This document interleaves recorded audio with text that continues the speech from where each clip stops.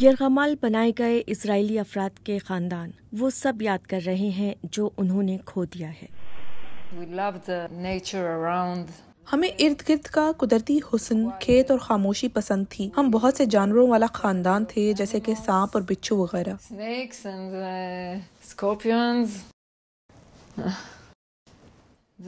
پہلے کی زندگی میں 7 اکتوبر کو حماس کے مسلح افراد نے بتشوا کے گھر پر دھاوا بول دیا اور ان کے پورے خاندان کو اغوا کر لیا۔ مسلح افراد نے بتشوا کے درجنوں پڑوسیوں اور دوستوں کو ہلاک کر دیا۔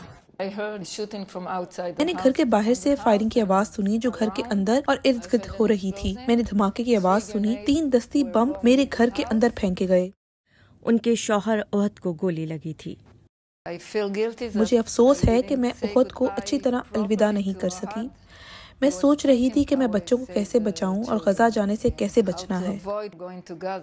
بتشوا کسی طرح بچ نکلنے میں کامیاب ہو گئیں، مگر ان کے شوہر اور 12 سالہ بیٹے ایتن کو یرغمال بنا لیا گیا۔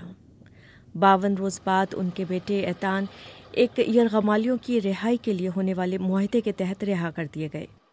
وہ 16 دن تک تنہا تھا، ماسک پہنے دہشت گردوں کے درمیان اکیلا تھا۔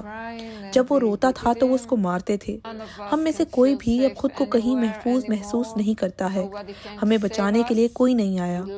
ہم نے لوگوں پر اعتماد کھو دیا ہے۔ ہم نے بدترین برائی دیکھی ہے جو ایک انسان کبھی دیکھ سکتا ہے۔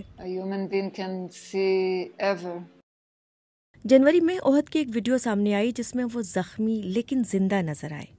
اس کے بعد سے ایک گروہ کی جانب سے یہ دعویٰ کیا جا رہا ہے کہ وہ اسرائیلی حملے میں مارے گئے ہیں، لیکن ان دعووں کی تصدیق نہیں ہو سکی ہے۔ 251 یرغمالیوں میں سے اب بھی 97 غزہ میں قید ہیں۔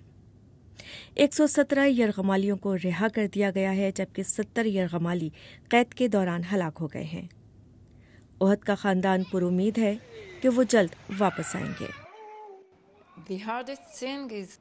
سب سے تکلیف دہ بات یہ ہے کہ ہم نہیں جانتے کہ ان کے ساتھ کیا ہو رہا ہے، وہ زندہ بھی ہیں یا نہیں۔ ہم سکون سے اپنی زندگی نہیں گزار پا رہے ہیں کیونکہ احد وہاں ہے۔